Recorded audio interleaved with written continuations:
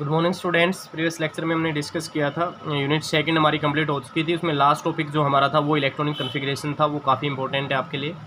Next हमारा इसमें unit third रहेगा आपका classification of element and periodicity in property. ये वाला चैप्टर जो आपने वो 10th क्लास में जो फिफ्थ चैप्टर था केमिस्ट्री का वो आपने पढ़ा होगा, तो उसी से रिलेटेड है, थोड़ा सा एक्स्ट्रापोलेट किया गया, अदरवाइज वही सेम आपका उसमें रहेगा। तो क्लासिफिकेशन ऑफ एलिमेंट्स, अब फर्स्ट क्वेश्चन यहाँ पे ये राइज होता है कि वाई वी क्लासीफाई एलिमेंट्स, की क्लासीफाई एलिमेंट को क्यों क्लासीफाई किया गया, उसके पीछे कोई रीज़न होगा। अब मान लो फॉर एग्जांपल आपको क्लासीफाई किया गया है कि +1 नॉन मेडिकल, +1 मेडिकल, फिर आपको सेक्शन ए बी सी, तो आपको क्लासीफाई क्यों करते हैं, डिफरेंट क्लासेज में क्यों रखा जाता है, उसका क्या रीज़न है। मान लो आपको मिक्सअप कर दे, आर्ट के भी आपके साथ हैं या फिर कॉमर्स के स्टूडेंट भी और साइंस के स्टूडेंट को भी अगर आप मिक्सअप कर दे, तो वहाँ पे क्या प्रॉब्लम होगी, क्या टीचर पढ़ा पाएगा उस क्लास को। तो इसलिए आपको क्लासीफाई किया जाता है अलग अलग क्लास में। अब मान लो मेडिकल नॉन मेडिकल को अगर आप इकट्ठे कर देते हो और मैथ की क्लास है या फिर बायो की क्लास है, तो उसमें भी आपको प्रॉब्लम आती है। ऐसे ही सेम थिंग आपका डेली लाइफ में एग्जांपल है, जैसे आप फॉर एग्जांपल शॉपकीपर पे कोई भी आइटम लेने जाते हो, मैंने जनरल जो किराना की शॉप होती है आपकी, जनरल स्टेशनरी या कोई शॉप है, तो वहाँ पे मान लो पेंसिल ले रहे हो, पेन ले रहे हो या आप कोई अदर आइटम ले रहे हो, तो वो आपको विदिन 1 या 2 मिनट में आपको दे देता है, बिकॉज उसने उसको क्या किया हुआ है, आइटम्स को क्लासीफाई किया हुआ है अच्छे से। वैसे ही सेम थिंग आपकी क्या रहेगी, केमिस्ट्री में बहुत सारे एलिमेंट नोन है अभी तक, तो उन एलिमेंट को अगर एक इकट्ठे कर दे तो उनकी स्टडी में प्रॉब्लम आएगी, उनकी स्टडी नहीं कर सकते, फर्दर उनसे कोई कंपाउंड नहीं बना सकते या फिर कोई रिसर्च नहीं कर सकते। अब उसको क्या किया गया, क्लासीफाई किया गया साइंटिस्ट ने, तो डिफरेंट साइंटिस्ट ने उसको डिफरेंट जैसे जैसे स्टडी फर्दर रिसर्च होती गई उसके बेस पे वो क्या करते गए, क्लासीफाई करते गए। तो क्लासिफिकेशन का मीनिंग ही यहाँ पे आया है कि जो स्टडी है एलिमेंट की वो क्या हो जाए, इजी हो जाए, और इन फ्यूचर जो आपकी रिसर्च है या फिर कोई भी अदर आपके पास मान लो कोई ड्रग्स बनाते हो या फिर कोई भी ऐसा, तो उसके लिए आपकी यूज़फुल होगी। पीरियोडिसिटी इन प्रॉपर्टी, जो प्रॉपर्टी एक रेगुलर इंटरवल के बाद आपकी रिपीट हो, वो क्या होती है, पीरियोडिसिटी, जो हम इसी यूनिट में आगे नेक्स्ट इसको कम्प्लीटली डिस्कस करेंगे। तो फर्स्ट हम इसमें डिस्कस कर लेते हैं क्लासिफिकेशन ऑफ एलिमेंट, जो फर्स्ट पार्ट है इस यूनिट का आपका। इन 1800 में टोटल आपके पास 31 एलिमेंट नोन थे। फिर जैसे जैसे रिसर्च होती गई 1865 में 63 एलिमेंट को फाइंड आउट किया गया, और फिर प्रेजेंट जो अब फ़िलहाल कितने एलिमेंट आपके 118 एलिमेंट आपके पास नॉन एलिमेंट है जो केमिस्ट्री के आपके पास। तो इन एलिमेंट को क्लासीफाई किया, तो डिफरेंट साइंटिस्ट ने उसको क्लासीफाई किया था। तो सबसे फर्स्ट है जो डोबनियर ट्राइड्स, तो एक डोबनियर्स आपके पास एक साइंटिस्ट थे, उन्होंने क्लासीफाई किया एलिमेंट्स को, उसने ट्राइड्स बनाए, आपने जैसे 10th क्लास में पढ़ा था सेम वही आपके पास, उसने 3 ट्राइड्स बनाए, 3 ट्राइड्स में एलिमेंट को क्लासीफाई किया, और जो क्लासीफाई किया एटॉमिक वेट के बेस पे या एटॉमिक मास के बेस पे क्लासीफाई किया, बिकॉज उस टाइम पे जो आपके एटॉमिक थ्योरी थी उसने जो एलिमेंट को स्टडी किया था वो किसके बेस पे स्टडी किया था या किसके बेस पे डिफरेंशिएट किया था, एटॉमिक मास के बेस पे ही डिफरेंशिएट किया था। इसलिए जो डोबनियर आपके साइंटिस्ट थे उन्होंने एलिमेंट को क्लासीफाई किया किसके बेस पे, एटॉमिक मास के बेस पे। उसने 3 ट्राइड्स बनाए, उसने क्या बोला, 3 ट्राइड्स बनाए, लिथियम सोडियम पोटासियम। उसने बोला लिथियम और पोटासियम का जो मास है, एटॉमिक मास है, अगर उसका सम करके उसको अर्थमेटिक मीन्स उसे 2 से डिवाइड कर दे, अर्थमेटिक मीन ये होता है अगर 3 होती आपके पास टोटल तो उसको 3 से डिवाइड करते, और वो जो कैलकुलेट किया गया वो मास किसका था, जो इन बिटवीन एलिमेंट प्रेजेंट था ट्राइड्स के, तो वो आपका मान लो इसमें लिथियम और पोटासियम का, लिथियम का 7 था, पोटासियम का 39 था, तो 39 + 7/2 ये 23 आया आपका, जो आपका एक्चुअल मास था सोडियम का। तो उसने क्लासीफाई किया इनको, एक ही लिथियम सोडियम और पोटासियम को एक जगह पे रखा उसने। नेक्स्ट उसने कैल्शियम स्टोर्शियम और बेरियम को लिया, तो उसके केस में उसने ऐसे सेम रिपीट किया, 40 + 137 डिवाइड बाई 137 डिवाइड बाई 2 88.5 आया स्टोर्शियम का जो राइट था। फिर उसने हेलोजन के केस में किया, क्लोरीन ब्रोमीन आयोडीन, क्लोरीन का 35.5 होता है, आयोडीन का 127 होता है, दोनों को ऐड किया, जो आपका किसके इक्वल आया 81.25, जो नियरली 80 के इक्वल है। जो ब्रोमीन का जो एटॉमिक मास है वो 80 है, तो ज़्यादा डिफरेंस नहीं है। तो यहाँ तक उसने एलिमेंट को क्लासीफाई किया, तो टोटल 9 एलिमेंट को ही उसने क्लासीफाई किया, बाकी एलिमेंट है उसको क्लासीफाई नहीं किया, वो फेल हो गया उसने। उसके बाद फिर नेक्स्ट जो साइंटिस्ट थे न्यूलैंड, उसने एक लॉ दिया, Newland law of octaves. Octave means क्या होता है, 8।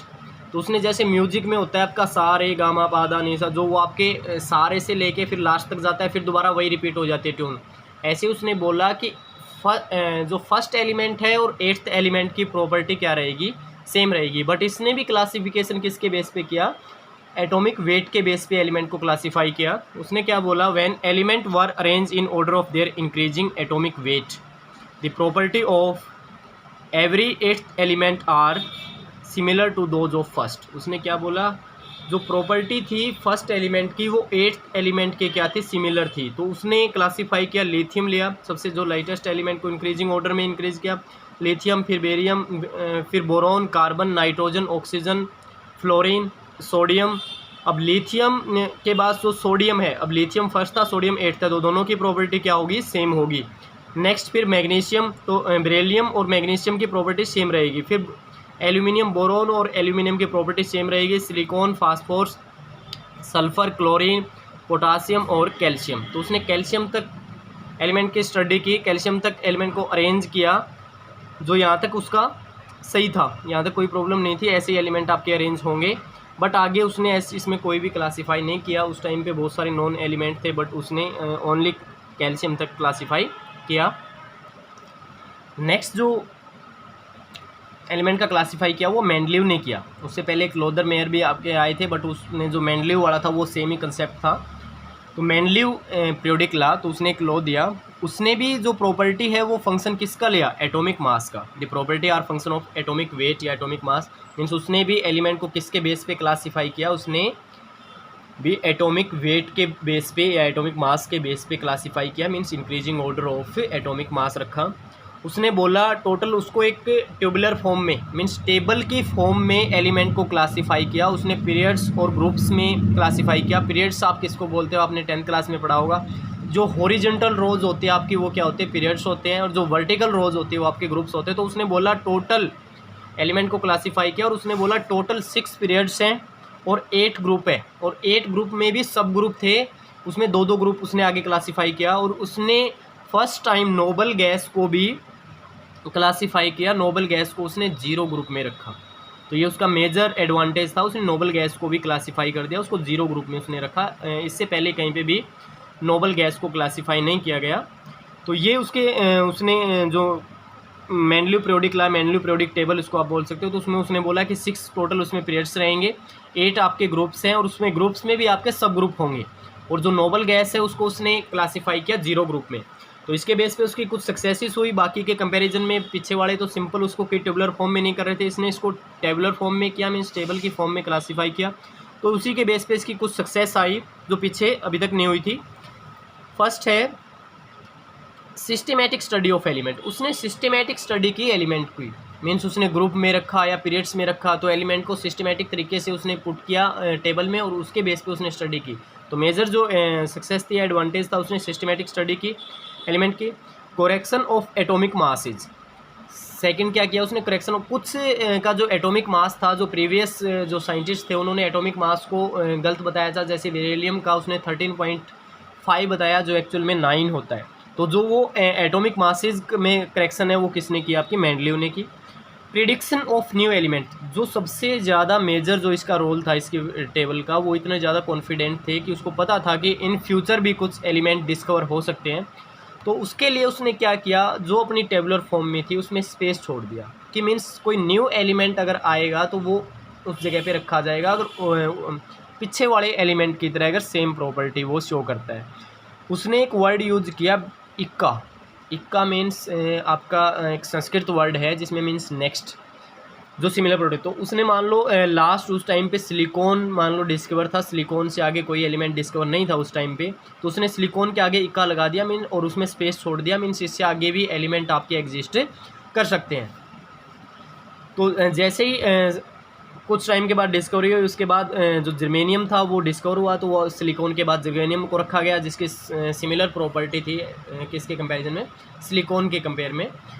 नेक्स्ट उसने इक्का एल्यूमिनियम जैसे, तो एल्यूमिनियम के आगे भी उसने स्पेस छोड़ा, और फिर जैसे जैसे स्टडी को आगे चलती गई उस टाइम पे कुछ एलिमेंट डिस्कवर हुए, तो वो आपका गैलेनियम जो डिस्कवर हुआ उसको कहाँ रखा, एल्यूमिनियम के नीचे रखा, उसकी प्रॉपर्टी सेम थी। तो मेजर जो उसका एडवांटेज था, उसने प्रिडिक्शन न्यू एलिमेंट की प्रिडिक्ट, उससे पहले वालों ने ऐसा कुछ नहीं किया, उसने अपनी जो क्लासीफाई किया उसको वहीं पे स्टॉप कर दिया। उसके बाद कोई न्यू एलिमेंट अगर डिस्कवर होता है इन फ्यूचर तो उसको कहाँ रखेंगे, उसके बारे में उन्होंने कोई नॉलेज, कोई भी ऐसा स्पेस उन्होंने अपनी टेबल में नहीं रखा। बट जो मैनलिव थे उन्होंने क्या किया, न्यू एलिमेंट के लिए अपनी जो टेबल उन्होंने दी उसमें कुछ स्पेस रखा, और जो लास्ट एलिमेंट डिस्कवर था उसके आगे उसने इक्का लगा दिया कि नेक्स्ट एलिमेंट आएगा अगर सेम प्रॉपर्टी वाला तो वो वहाँ पे पुट हो सकता है। जैसे इसके एडवांटेज थे वैसे ही कुछ ड्रॉबैक्स भी है, और ये ड्रॉबैक्स पीछे वालों के लिए सबके लिए सेम रहेंगे आपके। फर्स्ट था पोजीशन ऑफ हाइड्रोजन को, हाइड्रोजन के पोजीशन को इसने आइडेंटिफाई नहीं किया कि हाइड्रोजन को कहाँ रखेंगे, बिकॉज जो हाइड्रोजन है वो एनोमलेस प्रॉपर्टी शो करता है, वो डिफरेंट, वो आपका हेलोजन की तरह ही प्रॉपर्टी शो करता है, और वो आपको एल्कली मेटल की तरह भी प्रॉपर्टी शो करता है। तो इन फ्यूचर आप एक न्यू चैप्टर इसके ऊपर कंप्लीट स्टडी करोगे हाइड्रोजन। तो पोजीशन ऑफ हाइड्रोजन को आइडेंटिफाई नहीं किया इसने। सेकंड, एनोमलेस पेयर ऑफ एलिमेंट, तो उसने क्या किया था, एलिमेंट को इंक्रीजिंग ऑर्डर ऑफ मास में अरेंज किया था, इंक्रीजिंग ऑर्डर ऑफ मास में अरेंज किया था। तो इंक्रीजिंग ऑर्डर ऑफ मास के अकॉर्डिंग क्या होना चाहिए आपका, आर्गन का 39.9 है और पोटासियम का 39.1 है। तो ज़्यादा कौन है इसमें, 39.9 है, और कम किसका है, 39.1 का है। बट जो आर्गन है, आर्गन मीन्स नोबल गैस, और उसने नोबल गैस को कहाँ रखा, जीरो ग्रुप में, और जीरो ग्रुप कहाँ आएगा, सबसे पहले आएगा, फिर उसके बाद फर्स्ट ग्रुप, पोटासियम आपका फर्स्ट ग्रुप में। तो मीन्स उसने 39.9 को पहले रख दिया और पोटासियम को बाद में रखा। बट एक्चुअल में अगर मास के बेस पे देखें तो मास पोटासियम का आपका 13.9 कम है, लेसर है एज कम्पेयर टू आपका आर्गन जो कि 39.9 है। तो ये मेजर ड्रॉबैक्स था। वैसे ही कोबाल्ट और निकल के केस में किया उसने, 58.9 होता है कोबाल्ट का, निकल का 58.6 होता है। बट उसने क्या किया, कोबाल्ट को पहले रख दिया और निकल को बाद में रखा, जो इसकी मेजर ड्रॉबैक्स था। नेक्स्ट जो ड्रॉबैक्स था वो position of isotope, position of isotope को डिफाइन नहीं कर पाया। अब आइसोटोप क्या होते हैं, आपने पीछे स्टडी किया था, atom of same element having same atomic number but different mass number. अब मान लो मास, हाइड्रोजन के आपके पास 3 आइसोटोप थे, हाइड्रोजन, ड्यूटेरियम, ट्रिटियम आपके पास। अब फर्स्ट में जो मास है 1 है, फिर नेक्स्ट में मास 2 हो जाएगा, फिर थर्ड हो जाएगा। आप एक ही बॉक्स में उसको कैसे रखें, इंक्रीजिंग में रखेंगे तो पहले हाइड्रोजन को रखो, फिर ड्यूटेरियम को, फिर ट्रिटियम को रखना पड़ेगा हमें। तो आइसोटोप की पोजीशन को वो आइडेंटिफाई नहीं कर पाया। फोर्थ जो ड्रॉबैक्स थी, similar element are separated while dissimilar are placed together. जो सिमिलर एलिमेंट थे ना, जिनकी प्रॉपर्टी सिमिलर थी, उनको तो अलग रख दिया, और जो डिसिमिलर एलिमेंट थे उनको उनके साथ रख दिया। Lithium, sodium, potassium, copper, gold, silver, इनको क्या रख दिया, इकट्ठे रख दिया सबको, जो कि एक्चुअल में अलग अलग आएंगे जब हम मॉडर्न पीरियोडिक टेबल पढ़ेंगे, बोर्ड जो टेबल पढ़ेंगे। No place for lanthanoid and actinoid, means position of lanthanoid और एक्टेनॉइड की पोजीशन को डिफाइन नहीं किया। जो आपके एफ ब्लॉक एलिमेंट है, लेंथेनॉइड एंड एक्टेनॉइड्स, उनकी कोई भी पोजीशन को उसने आइडेंटिफाई नहीं किया। फिर नेक्स्ट जो क्लासिफिकेशन थी वो थी आपकी मोजले ने दी थी, आपकी मॉडर्न पीरियोडिक लॉ जो उन्होंने दिया। उन्होंने क्या किया, the property of element are periodic function of atomic number. उन्होंने क्या किया, वहाँ पीछे अभी तक हम जो पीरियोडिक फंक्शन की जो प्रॉपर्टी थी वो क्या लेके चल रहे थे, वो एटॉमिक मास लेके चल रहे थे। बट इसने क्लासिफिकेशन किसके बेस पे किया, एटॉमिक नंबर के बेस पे किया। उसने डिफरेंट एक्सरे से एलिमेंट की स्टडी की, उसके बेस पे उसने फाइंड आउट किया जो फ्रीक्वेंसी का रूट है वो किसके इक्वल आया, ए जेड इंटू बी। ये आपके प्रोपोर्शनैलिटी कांस्टेंट है ए, और आपके पास न्यू आपके पास फ्रीक्वेंसी, जेड एटॉमिक नंबर है। जब उसने ग्राफ ड्रॉ किया under the root v nu और एटॉमिक नंबर जेड, तो वो आपका क्या आया, स्ट्रेट लाइन आया। तो उसने क्लासिफिकेशन किया एलिमेंट का किसके बेस पे, एटॉमिक नंबर के बेस पे क्लासिफिकेशन किया, और उसने अपनी पीरियोडिक टेबल दी जिसमें टोटल 7 पीरियड्स थे और 18 ग्रुप थे, जिसमें टोटल 7 पीरियड्स थे और 18 ग्रुप थे। तो जो टोटल 7 आपके पास पीरियड्स थे, 1 2 3 4 5 6 7, और ये n प्रिंसिपल क्वांटम नंबर को शो करेंगे तो n 1 2 3 4 5 6 ऑन। 18 क्या थे, ग्रुप थे 1 2 3 4 5 6 7 8 9 10 11 12 13 14 15 16 17 और 18 तक उसने क्लासीफाई किया। फर्स्ट जो एलिमेंट था वो हाइड्रोजन था, सेकंड हीलियम था, जो आपका फर्स्ट ग्रुप में है हाइड्रोजन, और हीलियम आपका 18 ग्रुप में है और फर्स्ट आपका पीरियड्स में है। फिर नेक्स्ट जो सेकंड पीरियड से आपका लिथियम, बेरिलियम, फिर ये आपका इम्पिटी रहेगा यहाँ तक। उसके बाद boron, carbon, nitrogen, oxygen, fluorine और नियोन। नेक्स्ट आपका थर्ड है sodium, magnesium, aluminium, silicon, phosphorus, sulphur, chlorine, argon. वैसे ही potassium, calcium, gallium, germanium, arsenic, selenium, boron, krypton, rubidium, strontium, indium, ये आपका स्टेनस हो जाएगा। ये नेक्स्ट आपका टिन हो जाएगा, टिलेनियम, इनिडियम और जिनोन। ऐसे उसने एलिमेंट को क्लासीफाई किया डिफरेंट उसमें।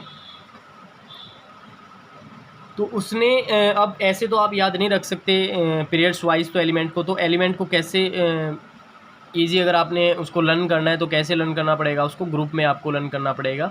आपके 3 से लेके जो 12 तक है, 3 से लेके आपके पास जो 12 तक ग्रुप्स हैं वो डी ब्लॉक आपके ग्रुप्स हैं, वो डी आप 12th क्लास में उसको पढ़ोगे। तो अभी हम इसको ज़्यादा डिस्कस नहीं करेंगे उसके बारे में, जस्ट उसकी प्रॉपर्टी पढ़ेंगे हम।